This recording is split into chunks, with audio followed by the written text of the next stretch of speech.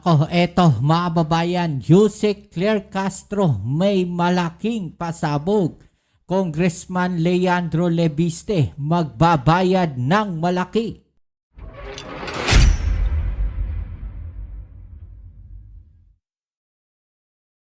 Alright, so welcome back dito sa ating channel dito sa Bobs TV. Ako, eto mga kababayan, no, nagsalita na po si Jose Claire Castro, no, tungkol po sa kanyang kinakaharap na kaso. At meron po siyang matinding resback mga kababayan at matinding pasabog. No, ito nga po si Congressman na Lebiste, mga kababayan, ay magbabayad po ng malaki dito po kay Jose Claire Castro at hindi po basta-basta dahil ang pinag-uusapan po ditong malaki, mga kababayan, ay kalahating bilyon po. Okay? So yan ang ating alamin ngayon at pag-uusapan. Pero syempre, bago ang lahat, please don't forget to subscribe, like, share, at comment dyan sa comment section. At syempre, shoutouts tayo sa mga subscribers dyan. Maraming salamat po sa inyong suporta at sa mga palagi po nandiyan dyan, shoutouts po sa inyo. At palagi po nating hiling sa mga uploads natin, sa mga video natin. 1 view, 1 like po sana. Paki-like naman po yung like button dyan. Paki-click naman po yung like button mga kababayan, no? Sa mga nanonood po dito sa ating video. Napakalaking tulong na po sa atin yan. Okay, so ito, pag-usapan natin mga kababayan, no? Neto nga nakaraan na mainit na mainit. No? Ang nangyari mga kababayan na pagsasampa ng kaso netong si Congressman Leandro Lebiste dito po kay Jose Claire Castro. Pero sabi naman niya mga kababayan, no, ay kailangan lang magbayad ni Jose Claire Castro, no, ng 110 million, I think, kung di ako nagkakamali, no. Yun lang naman daw, tapos na usapan pagka nanalo po siya Leandro Lebiste sa kanyang kasong isinampa laban po kay Jose Claire Castro, mga kababayan. Ayaw daw po niyang makulong si Jose Claire Castro, mga kababayan, no? Panoorin muna natin itong isang balita na to, right? Let's go. Unang-una po, nais ko lang linawin na hindi ko po kaaway ang administrasyon at ayaw ko din pong masaktan si Jose Claire Castro. Nais ko lang pong depensahan ang aking pangalan dahil may mga hindi totoong pahayag na nagmula sa kanya at dahil dito may kaso na maglilinaw na hindi totoo ang mga pahayag ni Jose Claire Castro. Oo, okay. Yun dyan po sa usapin po yan, no? Ng mga naging kontrata, no? Ng mga naging kumpanya netong si Congressman Lebiste, mga kababayan. Yun po yung naging ugat po nun. No, I think doon yun sa vlog ni Jose Claire Castro na meron siyang nasabi, mga kababayan. Di umano, no? Na hindi daw po totoo. No, sabi nito si Representative Leandro Lebiste. Pero kung papanoorin natin yung video na yun, hindi ko na kasi ganong makita mga kababayan. No, pero kung papanoorin natin yun, no, kagaya po namin, no, kami, mga vloggers, no, nagbibigay lang po kami ng mga komentaryo, reaction po, no, do sa mga balita, mga kababayan, di ba? So parang ini-explain lang, di ba? Wala namang talagang akusasyon, no, na kami na ginagawa. Si Jose Claire Castro kasi, abogado po yan, mga kababayan, alam naman natin, no? Hindi naman lingid sa ating lahat yan. Diba? Siguro naman alam niya kung libelous na o hindi pa yung kanyang sinasabi. Diba? So, doon pa lang makikita natin, mga kababayan, na mukhang malabo, no? Na itong si Jose Claire Castro ay may masasabing libelous laban po dito kay Representative Lebiste. Anyway, nasa korte na po yan. Doon po magkakaalaman yan ngayon. Okay, at ang si Jose Claire Castro naman, mga kababayan, no, matatanda natin si Representative Lebiste. Ang kinuha po niyang abogado ay si Topacio. Gaano po katindi si Jose Claire Castro, mga kababayan? Gaano katindi? Kasi siya mismo, mga kababayan, ang magtatanggol sa kanyang sarili. Siya mismo, mga kababayan, ang magtatanggol sa kanyang sarili. No? Take note, ha? Kagaya po ng dating Pangulong Ferdinand Marcos Sr. nung siya po ay merong lumabas na kaso, mga kababayan, siya mismo, no, pinawalang sala niya yung kanyang sarili sa pagtatanggol po, no, ng kanyang sarili sa korte mismo. 'Di ba? So dito tignan natin, mga kababayan, no? Makikita naman natin na magaling, no, etong si Yuse Claire Castro at siya na nga po mismo ang nagsabi na sanay po siya, no, sa korte dahil yung po talaga, no, yung parang doon siya nagsimula, mga kababayan, no? Kumbaga sa attorney talaga siya sa mga kaso sa korte. Hindi ko po kinakasuhan siya ng kriminal kahit na sabi ng aking abogado, mananalo kami dito, ayaw ko pong makulong si Yuse Claire Castro. Siyempre, sasabihin sa yan Topasio ba naman ang tanong, siguro hindi, napaisip si Congressman Leviste, yun nga mga hawak mong kaso, hindi nanalo Bakit tataasan pa natin yung kaso? Di dito na lang, di ba? Civil case na lang. Kaysa naman, yung mga hinawakang kaso kasi ni Topacio, mga babayan, wala namang nanalo. Di ba? Cassandra O nga, nagtatago na si Alice Guo, nakakulong pa. Di ba? Siguro si Topacio siguro, nagpresenta siguro.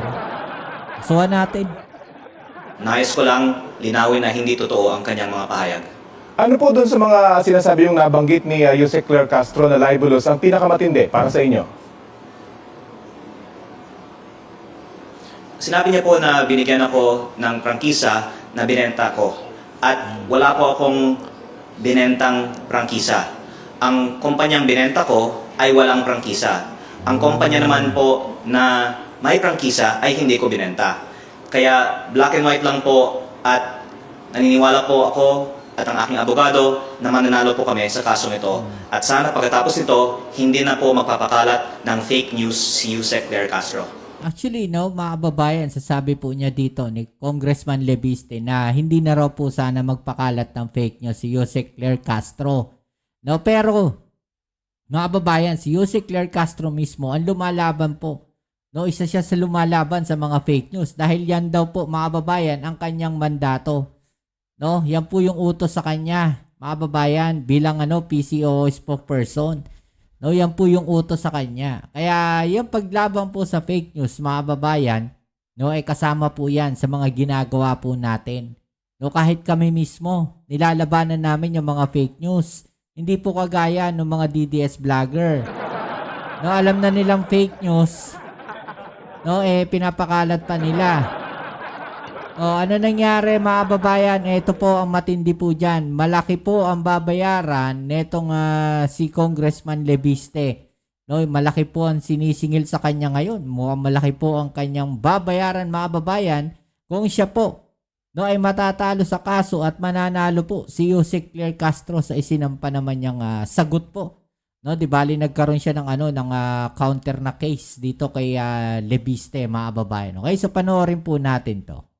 Rep.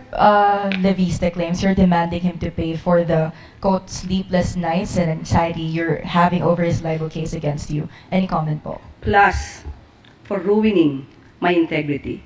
So kasama yung ruining my integrity, mga kababayan.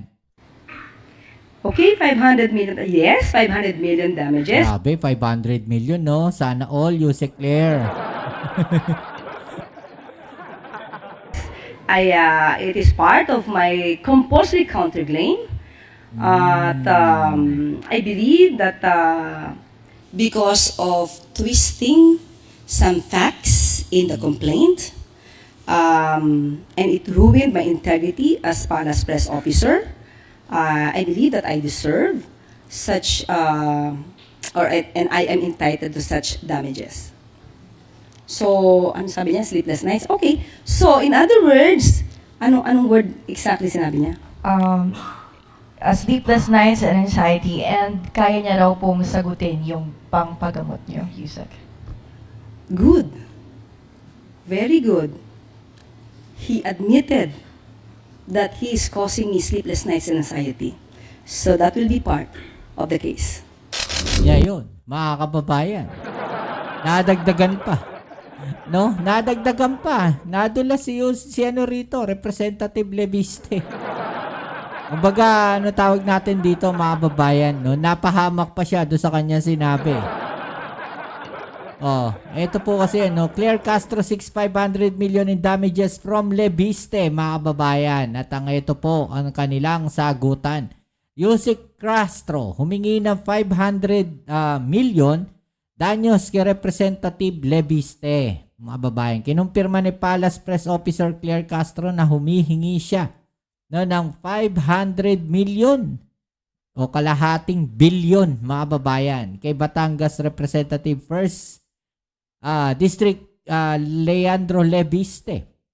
Kasunod ang inihain nitong cyber libel case laban sa kanya because of twisting some facts in the complaint, and it ruined my integrity as a Palace Press Officer. I believe that I am entitled to such damages. Nauna nang iginiit ni Representative Leviste na wala umano siyang obligasyong bayaran si Yusek Castro, pero handa raw siyang sagutin ang gastusin ng kalihim sa ospital kung kailangan, mga kababayan. No? Wala daw po siyang obligasyong bayaran si Yusek Claire Castro.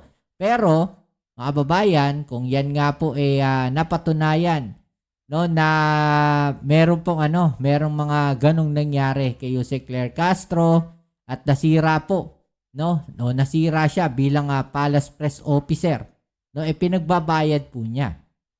Yan po ay magbabase doon po sa kasong isinampa, kung mananalo o matatalo po yon. Okay, sabi ni Representative Leviste, kung kailangan niyang magpagamot ngayon, bukal sa loob kung sagutin ang kanyang gastusin sa ospital. Very good. He admitted that he's causing me sleepless nights and anxiety, so that will be part of the case, sabi po ni Yusek Claire Castro.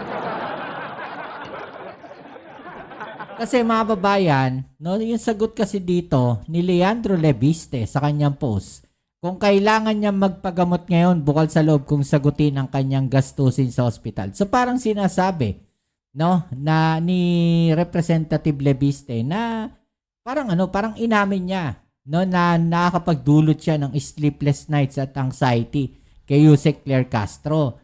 Sabi nga ng mga babayan natin, lakas tama, anti-Claire. Admission means he admitted the facts. Diba? So, yan, mga kababayan, ang matinding pasabog ni Yusek Claire. Ito si Jesus Palsis, tuwan-tuwa Sobrang lodi ni Claire Castro sa sarili niya, lawyer niya. 100 million civil libel case na sinampa ni Congressman Leandro Leviste against her, and because of her decades of litigation experience, nag-uno reverse card but times 5 by asking for 500 million from Leviste. Ang kulit, mga babayan So, ano pong masasabi niyo dyan, I-comment sa ibaba ang inyong mga opinion at ating yung pag-usapan. Alright? So yan, muli kita-kits tayo sa ating next video upload. Ito muli ang inyong Kuya Mobs dito sa Mobs TV. Ito ang tanong ang tanong natin sa mga babayan natin. Sabi ni Jesus Palsis, mga babayan, deserve ni Claire Castro ang 500 million in damages dahil siya ay nasa tama. Baseless, unfounded, and malicious ang libel suit ni Leandro Leviste against Claire Castro.